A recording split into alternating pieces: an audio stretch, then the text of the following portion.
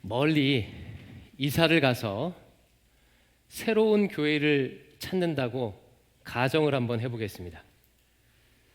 무엇을 기준으로 교회를 선택하시겠습니까? 설문조사를 보면 성도들이 보통 다음과 같은 기준으로 교회를 선택한다고 합니다. 제일 중요하게 여기는 것은요, 예배래요. 그리고 예배 안에서도 목사님의 설교가 최우선적인 고려사항이라고 합니다.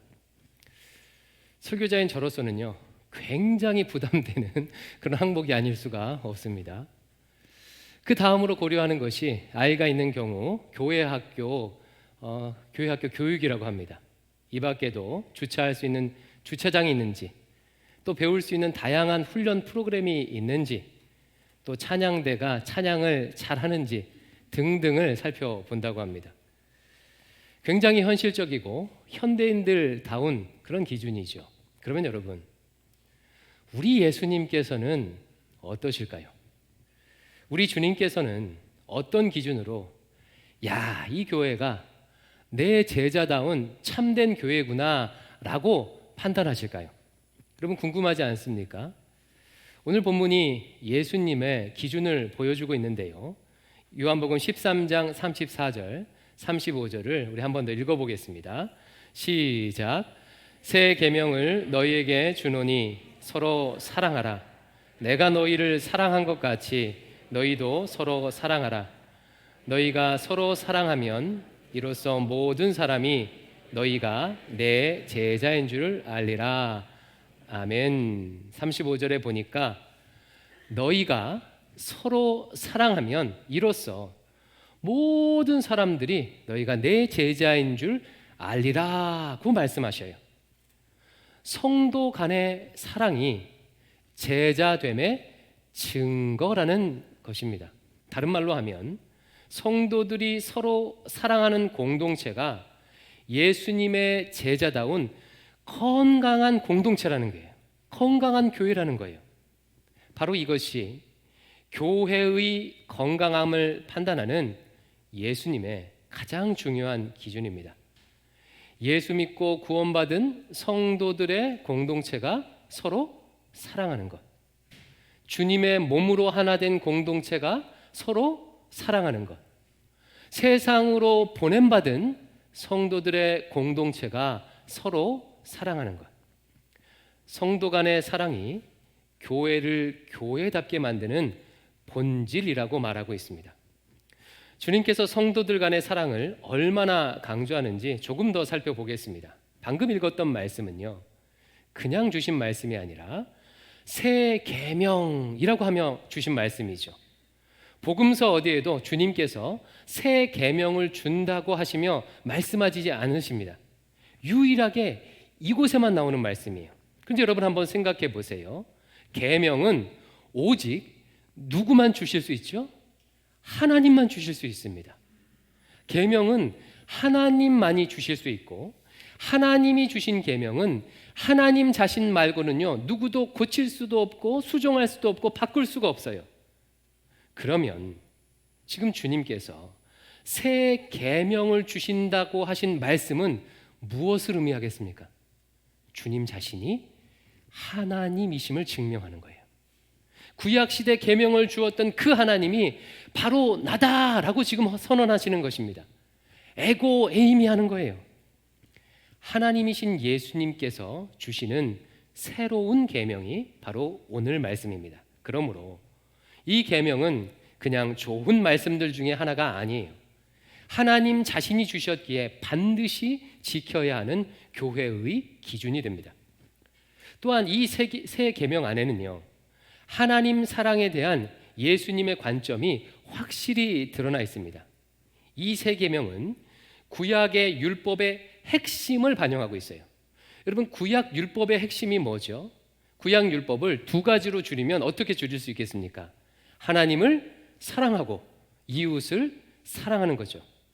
그런데 예수님께서 주신 새 계명 안에는 이 둘 중에 하나님 사랑은 쏙 빠져 있고요, 이웃 사랑만, 형제 사랑만 지금 들어가 있습니다. 왜일까요? 이 부분을 아는 것이 중요한데요. 요한복음의 가르침을 보면 예수님은 하나님 사랑을 이웃 사랑, 즉 형제 사랑에 수렴합니다. 하나님 사랑을 형제 사랑에 수렴하고 있어요. 요한복음 15장 21절을 상반절 한번 읽어보겠습니다. 시작. 나의 계명을 지키는 자라야 나를 사랑하는 자니. 자, 주님을 사랑하는 자는 어떻게 해야 한다고 하죠? 주님의 계명을 지켜야 된대요.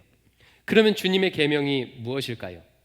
같은 문맥 안에서 그 계명이 무엇인지 확실히 보여주고 있는데 15장 12절입니다. 시작. 내 계명은 곧 내가 너희를 사랑한 것 같이 너희도 서로 사랑하라 하는 이것이니라. 주님의 계명은 성도들 간에 서로 사랑하는 것입니다. 즉 이것을 요약하면 무슨 뜻입니까? 주님을 사랑하길 원하는 자는 형제 자매를 사랑하라는 거예요. 하나님 사랑에 대한 예수님의 관점이 확실히 드러나죠. 너희가 나를 사랑하길 원하니? 그러면 네 옆에 있는 형제 자매를 사랑하렴. 그래야 네가 나를 사랑하는 줄 알겠구나 라고 지금 하시는 거예요. 사랑하는 성도 여러분, 하나님을 사랑하십니까? 하나님은요, 옆에 있는 형제 자매를 사랑하는 것을 보고 우리가 하나님을 사랑하는지 여부를 인정하십니다. 형제 자매 사랑은 사도 바울 서신서에서도 아주 분명히 나타나 있죠. 매우 강조됩니다. 사도 바울이 쓴 서신서 중 고린도전서가 있는데요. 이 고린도전서는 사도 바울이 세운 고린도 교회를 향한 편지예요. 이 교회는 엄청난 성령의 역사가 일어났던 교회입니다. 이렇게 예배를 함께 드리면요, 곳곳에서 막 방언이 터져 나오고 예언이 터져 나오고 질병이 치유되고 귀신이 떠나가는 역사들이요 모일 때마다 일어났어요. 큰 이적과 기사가 나타난 교회였어요. 그야말로 생명과 질서의 일들이 풍성한 교회였습니다. 아마 지금 이런 교회가 한국 사회에 있으면요 미어 터지겠죠, 그렇죠? 그런데 이 교회는 한 가지 결정적 단점이 있었어요. 교인들 간에 서로 파당을 짓고 싸웠습니다. 우리는 이 교회의 설립자 바울파다. 우리는 지금 현재 담임 목사 아볼로파다. 우리는 예수님의 수제자 베드로파다. 우리는 예수님파다 라고 하면서 서로 싸웠습니다. 이 문제로 인해서 사도 바울이 고린도 교회에 편지를 썼고 고린도전서 13장에 다음과 같이 아주 극단적인 표현까지 쓰면서 고린도 교회를 책망하고 있어요. 고린도전서 13장 1절을 같이 한번 읽어보겠습니다. 시작. 내가 사람의 방언과 천사의 말을 할지라도 사랑이 없으면 소리나는 구리와 울리는 꽹과리가 되고, 예배 드릴 때 방언과 예언이 터져 나오고 아무리 아름다운 찬양을 해도 사랑이 없으면 잡소리에 불과하다는 거예요. 13장 2절은 이렇게 또 말합니다. 시작. 내가 예언하는 능력이 있어 모든 비밀과 모든 지식을 알고 또 산을 옮길 만한 모든 믿음이 있을지라도 사랑이 없으면 내가 아무것도 아니요.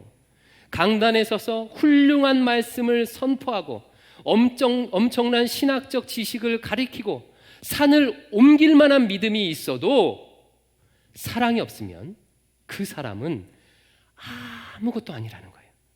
하나님 앞에서 그 사람은 없는 것과 같다는 겁니다. 13장 3절은 또 이렇게 말해요. 같이 한번 읽어보겠습니다. 시작. 내가 내게 있는 모든 것으로 구제하고 또 내 몸을 불사르게 내어줄지라도 사랑이 없으면 내게 아무 유익이 없느니라. 자신의 전 재산을 헌금하고 심지어 자신의 육체를 다 내어준다고 할지라도 사랑이 없으면 그 행동이 그에게 아무 유익이 없다는 것입니다. 하나님께서는 그 행동을 조금도 알아주지 않는다고 말해요. 여러분, 아주 극단적인 반어법으로 사랑을 강조하고 있지요. 한마디로 사랑 없는 신자는 신자가 아니다. 사랑 없는 헌신은 헌신이 아니다. 사랑 없는 교회는 교회가 아니다라는 거예요. 사랑이 교회의 본질이라고 말하는 것입니다. 그러므로 교회가 무엇인가? 네 번째 정의는 분명합니다. 교회란 서로 사랑하는 공동체입니다. 저를 따라서 한번 해볼까요? 교회란 서로 사랑하는 공동체다. 자, 그러면 한 걸음 더 들어가서요, 어떻게 하면 교회 안에서 이 사랑을 실천할 수 있는지 좀 살펴보겠습니다. 제가 목회를 하면서 보니까 성도들이 사랑의 당위도 알고 사랑하고 싶어하는 마음도 있어요.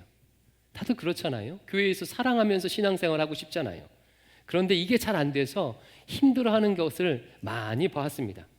사랑하고 싶은데 의외로 그 방법을 잘 몰라요. 그러다 보니까 에너지는 에너지대로 쓰고 어려움을 겪는 경우를 많이 보았습니다. 이에 오늘은 제가 목회하면서 느꼈던, 그래서 제가 강조하고 싶은 사랑을 위한 구체적인 방법, 구체적인 제안 세 가지를 좀 나누도록 하겠습니다. 첫 번째로요, 사랑의 공동체를 이루기를 원한다면 여러분, 갈등을 두려워하지 마십시오.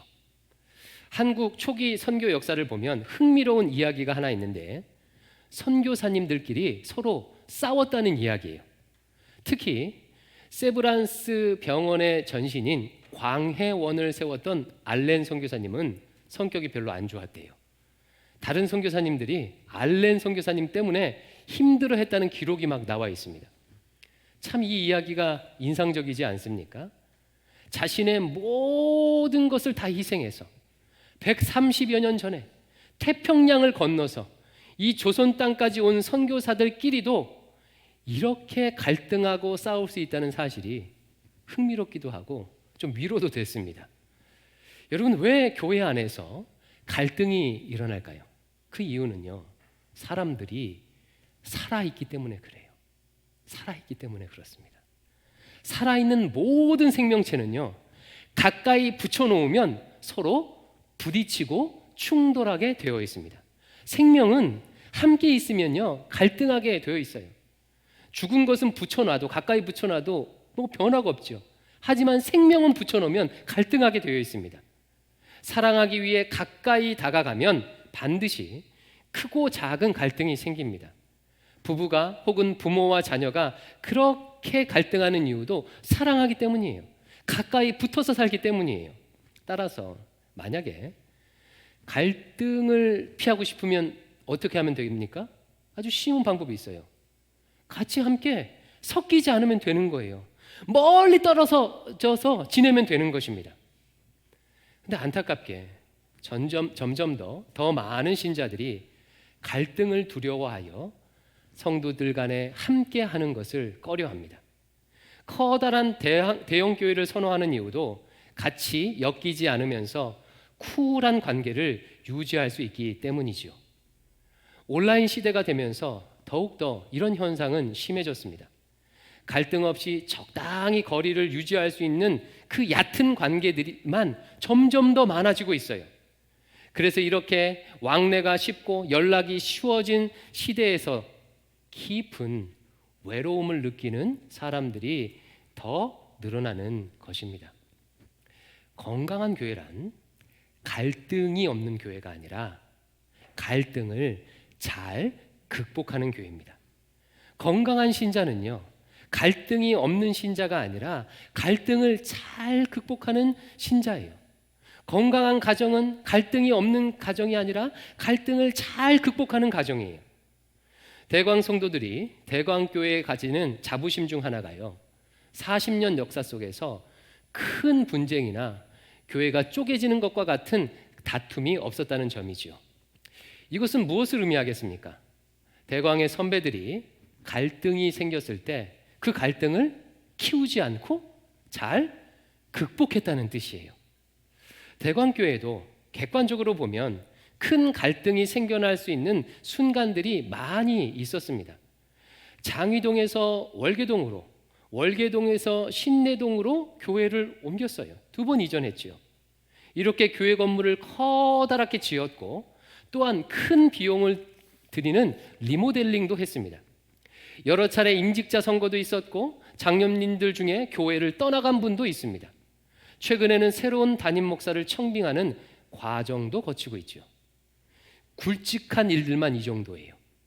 그 외에 수많은 사역을 하면서 다양한 사람들이 활동하고 함께 했는데도 불구하고 큰 분쟁 없이 여기까지 왔다는 것은 갈등을 잘 극복했다는 뜻입니다. 교회가 성숙하고 성도들이 서로 사랑했다는 증거예요. 사랑하는 성도 여러분, 부탁드립니다. 앞으로도 이렇게 해주시기를 바랍니다. 사랑하기 위해서 서로에게 가까이 다가가시기 바라요. 혹시 갈등이 생기더라도 당황하지 마십시오. 사랑을 위해서 아파하는 것은 주님의 남은 고난을 지는 것과 같습니다. 사랑을 위해서 눈물을 흘리는 것은 주님의 십자가를 지는 것과 같아요. 갈등들을 하나 둘씩 극복하면서 이 교회 안에서 온전한 사랑을 이루시기를 축원합니다. 2번째로요. 사랑의 기본 태도는 기다림이라는 사실을 기억하시기 바라요. 고린도전서 13장에 보면 사랑의 속성 15가지를 나열하고 있는데 이렇게 시작해요. 사랑은 오래 참고, 사랑은 오래 참고. 오래 참는다는 것은 오래 기다린다는 의미이죠. 제 자신도 그렇고 제가 목회하면서 보니까 많은 분들이 사랑하는데 실수하는 대표적인 이유가 조급함 때문인 것 같습니다. 저는 교회 생활하면서 이 조급함에 대한 시행착오를 정말 많이 거쳤어요. 제가 어렸을 때는 주변에서 부모님은 중직자인데 교회 생활 열심히 하지 않는 그런 학생들을 보면 마음속으로 정죄하는 마음이 막 생겼어요. 청년 사역을 할 때는 제자 훈련도 안 하고 모임에도 열심히 나오지 않는 청년들을요 심하게 혼낸 적도 여러 번 있습니다. 한참 시간이 지나고 예전에 제가 미숙했다고 생각했던 사람들이 어느 틈엔가 교회의 중심에 서서 섬기는 모습을 보면서요 정말 많이 회개했습니다. 사람마다 때가 다르고 성화의 정도가 다르다는 것을요 목회하는 내내 깨닫습니다. 우리는 타인이나 교회를 생각할 때 지금 이 순간만의 모습을 보고 판단하는 경우가 많이 있죠. 지금 이 순간 열심히 신앙생활 안 하고 지금 이 순간 이 교회가 부족해 보이면 문제가 많은 것처럼 생각을 합니다. 하지만 여러분, 우리 인생은요 100m 달리기 경주하는 것처럼 똑같은 출발선에서 시작하는 게 아닙니다. 사람마다 태어난 환경과 자라난 상황이 다 달라요. 받은 상처의 아픔의 크기가 다 달라요. 유전자가 다르고 세상을 받아들이는 속도나 방식이 다 다릅니다. 그래서 사람에 대한 평가나 교회에 대한 판단은요 한 순간을 기준으로 하는 것이 아니라 긴 시간을 놓고 오랜 시간을 놓고 지켜봐야 합니다. 저는 많은 시행착오를 거치면서 이제야 비로소 조금 성도들을 바라볼 때 거시적 관점에서 바라볼 수 있는 눈이 이제야 조금 생긴 것 같아요. 비록 이 성도가 지금 이 순간에는 다른 사람에 비해서는 부족한 점이 많이 보일지라도 긴 시간을 놓고 보았을 때 조금씩이라도 성장하고 있다면 하나님의 인도하심을 받고 있다고 믿습니다. 교회도 마찬가지예요. 모든 교회를 똑같은 기준과 잣대로 평가할 수가 없지요. 비록 교회가 지금은 부족함이 있어 보일지라도 조금씩 주님을 닮은 모습으로 성장하고 있다면 그 교회는요 건강한 교회인 거예요. 살아나는 교회입니다. 따라서 성도들도 그렇고 교회도 그렇고 오랜 시간을 지켜보며 기다리는 것은 사랑의 가장 기본적인 태도입니다.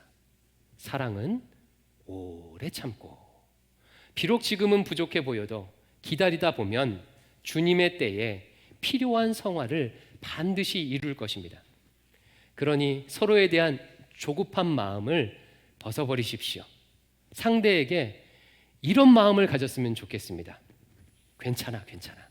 내가 기다려줄게. 주님께서 나한테 그러셨던 것처럼 내가 집사님을, 권사님을 기다려줄게.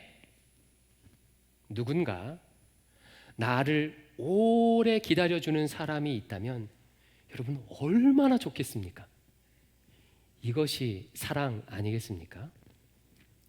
마지막 세 번째로요. 사랑은요. 알므로, 아는 것으로, 지식으로 성장한다는 것을 기억하시기 바랍니다. 많은 경우 갈등의 대부분은 무지에서 비롯돼요. 즉, 잘 알지 못해서 생기는 경우가 정말로 많습니다. 반대로 말하면 알게 되면 갈등이 훨씬 더 줄어들고 사랑의 가능성은 더 많이 높아진다는 거예요. 오래전에 제 장모님께서 이런 이야기를 해주신 적이 있어요. 제 장모님이 결혼 초기에 시집살이를 심하게 하셨대요. 아이를 베고 있는데도 집안에서 편히 누울 수 없을 정도로 그렇게 시어머니 눈치를 봤다고 합니다. 그러던 어느 날 시어머니와 함께 식사를 하다가 시어머니의 과거에 대해서 들은 적이 있대요.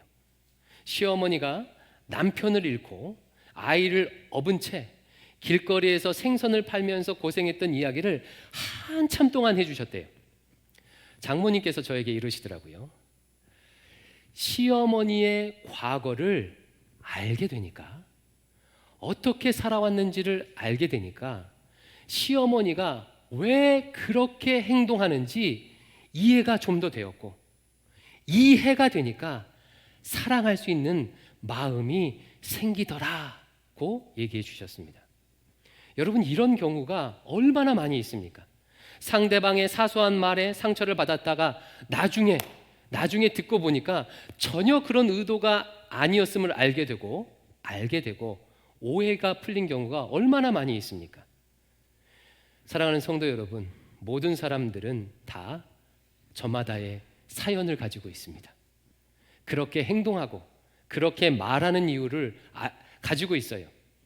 우리가 그런 이유를 알면 알게 될수록 상대방을 이해하게 되고, 알면 알게 될수록, 이해할수록 사랑의 가능성도 점점 더 높아지는 것입니다. 이것은요, 자기 자신에게도 해당이 돼요.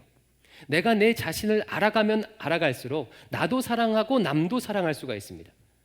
저희 집은 식구가 6명이나 돼요. 그리고 막내가 아직 어리다 보니까 집 거실이 항상 어질러져 있어요. 아마 사진을 찍어서 보여드리면 깜짝 놀랄 거예요. 아이고, 목사님 집이 이 정도야? 예. 제가 보통은요, 애들이 그런 거니까요, 그냥 잘 넘어갑니다. 그러나 스트레스를 많이 받거나 제가 자제력을 잃은 날은요, 나도 모르게 막 짜증이 막 몰려와요. 그러던 어느 날 제가 제 스스로에게 이런 질문을 한 적이 있어요. 왜 나는 퇴근해서 집에 올 때 거실이 어질러져 있으면 짜증이 나는 것일까? 제 자신에 대해서 일종의 메타인지를 하게 된 거죠.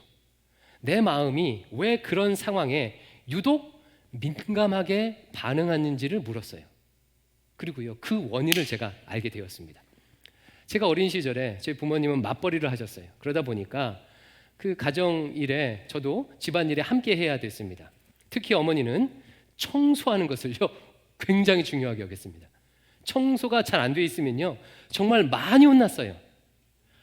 아하, 그렇구나. 어린 시절 청소로 인해서 받았던 스트레스가 나를 이렇게 예민하게 했구나라는 것을 깨달았습니다. 제 마음을요 제가 알게 되자 그 이후에 거실이 어지럽혀져 있는 것을 봐도요 크게 마음이 어렵지 않습니다. 무엇보다 내 마음의 불편함의 책임을 아내나 아이들에게 전가하지 않게 되었어요. 사랑하는 성도 여러분, 사랑은 알미 많아질수록 더 커지게 되어 있습니다. 교회 안에서 다른 성도들의 삶과 인생을 더 많이 알아가고 내가 왜 이렇게 반응하고 왜 이렇게 말하게 되는지 나를 더 많이 알아가면 알아갈수록 더 많이 사랑할 수 있게 되는 것입니다. 그러므로 마음을 활짝 여시고 서로에 대해서 더 많이 알아가시기를 권면드려요. 더 자주 만나서 밥도 함께 먹으시고 자신의 이야기도 하고 상대의 이야기도 들으시기 바랍니다. 알면 알아갈수록 오해는 줄고 이해는 넓어지고 사랑은 더 커지게 될 거예요. 사랑하는 성도 여러분, 교회의 본질은 서로 사랑함에 있습니다. 하나님은 사랑이시기에 하나님의 백성들이 하나님을 닮아 서로 사랑하는 것은 교회의 시작이자 마침이에요. 서로 사랑하기를 포기하면 교회의 됨을 포기하는 것이고 모든 것을 잃어버리는 것입니다. 반면에 사랑하게 되면 전부를 얻는 것이고 사랑하는 그 공동체가 바로 교회입니다. 그러니 다른 무엇보다도 사랑하기를 힘쓰시기 바랍니다. 그 사랑을 위해서 기꺼이 아파하시고 기다리시고 서로를 알기 위해 힘쓰시기를 주님의 이름으로 축원드립니다. 이제요, 교회는 무엇인가 라는 설교의 대단원의 막을 내리겠습니다. 저는 이번 시리즈 설교를 준비하면서 교회에 대한 제 마음을 깊이 돌아보았습니다. 사실 언제부터인가 교회를 생각하면, 특히 한국 교회를 생각하면 마음이 답답했어요. 소망보다는 비판하기가 더 쉬웠고 좋은 점보다는 나쁜 점이 더 눈에 들어왔습니다. 코로나19 상황을 보내면서 특히 정치 이슈들이 교회와 연결된 것들을 보면서 이런 마음이 점점 더 심해지는 것을 느낄 수 있었어요. 교회에 대한 삐딱한 마음, 이것이 솔직한 제 마음이 아니었나 싶습니다. 그러나 이번에 교회에 대해 묵상하면서 정말 많이 회개했습니다. 주님께서 그동안 교회를 통해서 저에게 베풀어 주신 사랑을 잊고 있었음을 깨달았어요. 주님께서 이렇게 저에게 말씀하시는 듯 했습니다. 영모야, 내가 교회를 통해서 얼마나 많은 은혜를 너에게 부어 주었니? 너를 위해서 많은 목사님들과 교사들을 보내서 말씀을 가르쳐 주었고, 네가 힘들 때 언제든 기도하라고 월계동 상가교회 2층 교회 문을 항상 열어놓았잖니. 집에 들어가기 싫으면 교회 장의자에 누워서 마음껏 울 수 있었잖아. 19살 철부지가 교회 학교에서 선생님 소리도 듣고 박자도 잘 못 맞추는 네가 아름다운 성가 가운을 입고 박수 받으며 찬양하지 않았니? 교회의 축복 속에서 결혼하고 교회의 기도 속에서 자녀를 키우고 교회의 위로 속에서 아버지 장례를 치르고 지금도 교회의 응원 속에서 일하고 있지 않니? 목구멍 위까지 무엇인가가 뭉클 올라오는 것을 느꼈습니다. 부끄럽고 죄송하고 미안했어요. 교회의 큰 사랑을 받은 자가 그 사랑을 망각하고 삐딱한 마음을 가지고 있었던 것입니다. 사랑하는 대광의 성도 여러분, 교회는 여러분에게 어떤 의미입니까? 앞으로도 주님께서는 교회를 통해 우리의 가정과 자녀를 돌봐주시고 인도해 주실 것입니다. 말씀을 배우고 싶으면 교회에서 언제든 말씀을 배울 수 있어요. 매일매일 새벽마다 말씀을 공급받을 수가 있습니다. 훈련을 받고 싶으면 교회를 통해서 훈련을 받을 수가 있어요. 상담을 받고 싶으면 교회에서 상담도 받을 수가 있습니다. 교제하고 삶을 나누고 싶으면 언제든지 교회에서 돌봄을 받으며 은혜를 나눌 수가 있습니다. 힘들고 속상한 일이 있으면 교회에 와서 언제든 기도할 수 있습니다. 봉사하고 섬기고 싶으면 교회에서 무엇이든 할 수가 있어요. 외국어를 한마디 못해도 해외에 나가서 봉사활동도 하고 선교도 할 수가 있습니다. 교회의 축복과 기도 속에서 결혼하거나 자녀를 결혼시킬 수가 있습니다. 목사님께서 주례도 서주고 교회가 축가도 불러줍니다. 임신, 출산 모든 과정에서 교회가 자녀들을 위해서 함께 해줄 것입니다. 온 교회의 축복 속에서 아이를 낳고 온 교회의 기도 속에서 아이에게 유아세례도 받을 수가 있습니다.